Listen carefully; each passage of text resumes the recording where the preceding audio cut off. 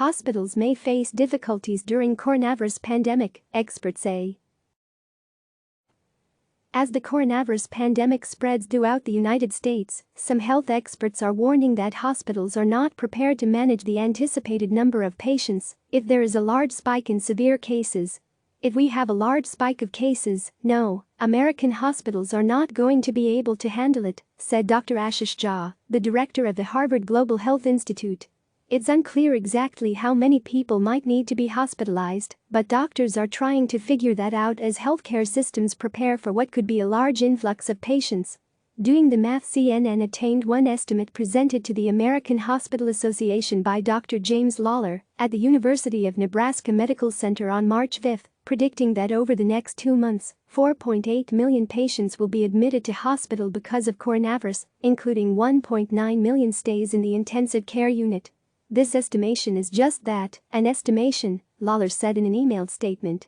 However, it is based upon the best epidemiological modeling and opinion of experts in pandemics and respiratory viral disease. This estimation assumes no attempt to lessen the outbreak, so there is the potential for these numbers to be altered somewhat by following public health recommendations like social distancing, avoiding large gatherings, and practicing good hand hygiene. Dr. Eric Toner, a senior scholar at Johns Hopkins Center for Health Security, believes the need could even be even greater. Toner has been encouraging hospitals to prepare for a potential wave of coronavirus patients using numbers from a more familiar outbreak, an influenza pandemic. The coronavirus is much more deadly than the flu, Dr. Anthony Fauci, director of the National Institute of Allergy and Infectious Diseases, testified Wednesday during a hearing before the House Oversight and Reform Committee. But he said the surge in patients is something the country has had experience with in the healthcare system. In the 2017 U.S. Department of Health and Human Services pandemic influenza plan, the government modeled what it thought could happen with a flu pandemic. Using a hypothetical moderate to very severe influenza pandemic, the plan estimated that with a moderate pandemic, 40 million people would need medical care, 1 million would need to be hospitalized, and 200,000 would need intensive care. If the pandemic was very severe, 40 million would need medical care, but 9.6 million would need to be hospitalized, and 2.9 million would need to be treated in an intensive care unit. Toner said hospitals should get ready for a scenario similar to that of the 1918 Spanish flu, which left an estimated 500,000 people dead in the United States. I don't think that'll happen everywhere. It probably won't happen in most places, but it'll happen in some parts of this country. Toner said no one really can predict where that may happen, but he said resources could be stretched in a way that may shock a lot of people where the cases spike. That is what they were experiencing in northern Italy, where there were apparently not enough resources, and people with respiratory failure are not getting on ventilators, and they are rationing care, Toner said. This is not in some dark ages medical care system, this is happening today in an advanced country with an excellent healthcare system. Lawler's report estimates 4.8 million patients could be admitted to hospitals in the coronavirus pandemic, but the U.S. doesn't even have 1 million beds. According to the American Hospital Association, there are a total of 924,107 staffed beds across all the hospitals in the United States. In recent years, there has been a reduction in the overall number of hospitals, emergency rooms, and hospital beds, Toner said. Keep in mind, though, that this doesn't happen all at once, he said. Each community will have its own epidemic that will last 6 to 8 or 12 weeks, he said, with a wave and peak that will then subside. So resources could be stretched in certain areas, but not in all areas at once. Other equipment in short supply. Harvard's Jha said it's not just a shortage of hospital beds that is a concern.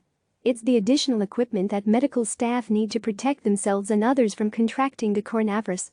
Possibly a shortage of gloves, respirator masks, and ventilators for people who develop pneumonia, Jha said. And a shortage of doctors and nurses if they become ill.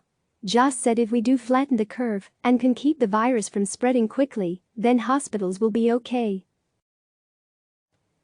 If we can spread those infections out over many weeks, and in fact, actually over many months, then yeah, I think our hospitals can get there, but they're gonna have to start working now and getting prepared for what is going to be a lot of cases, Jha said. We did not consider a situation like this today, Dr. Robert Kadlec, an Assistant Secretary of Health and Human Services, told Congress this week. We thought about vaccines. We thought about therapeutics. We never thought about respirators being our first and only line of defense for healthcare workers. Officials with healthcare systems across the country say they are working hard to make sure they are as prepared as they can be. Victor Giovanetti, the executive vice president for hospital operations at LifePoint Health, which operates 88 hospitals in 29 states, said that they regularly prepare for disasters like this. We effectively prepare to handle infectious disease, tornadoes, floods, hurricanes and the like on a regular basis. Our teams are ready and actively working to not just support, but to take care of patients and to step up and do what needs to be done, Giovanetti said. Some hospitals have begun to cut back on non-emergency procedures to prepare for expected coronavirus patients. Tufts Medical Center said Wednesday that it was beginning to progressively reduce the level of discretionary and elective clinical care for patients at its medical center and at Floating Hospital for Children to conserve vital resources needed to provide optimal care to those who ultimately may need it most. Giovanetti said that LifePoint Health has not cancelled elective procedures or asked people to put off non-emergency appointments, but it does have a plan to make this kind of shift, if necessary. As we exist today, we are in a position to take care of patients in our community and have excess capacity, and presently have the staff we need to take care of the patients we are seeing, he said. We don't know what will happen a week from now or in a month, but we have several contingency plans and are actively planning for scenarios involving a patient surge. Unfortunately, we have to prepare for these things every minute of every hour of every day.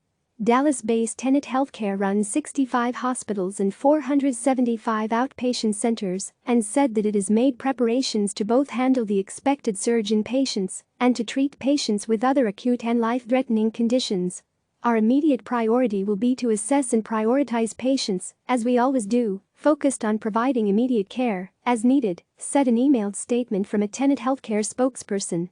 We have developed dedicated triage areas, if needed, for potential COVID-19 patients, where we can gather samples for analysis by the health department and accredited testing labs. We are prepared to provide the right care whether it requires hospitalization or whether the patient is one of the majority of cases that should be quarantined at home and treated on an outpatient basis. Jha said hospitals should also take steps to postpone elective surgeries, implement social distancing measures, and ask employees who can work from home to do so. I think those are exactly the right thing we should be doing, Jha said. What that does is really slows the rate of spread of that infection. Click subscribe to receive the latest news.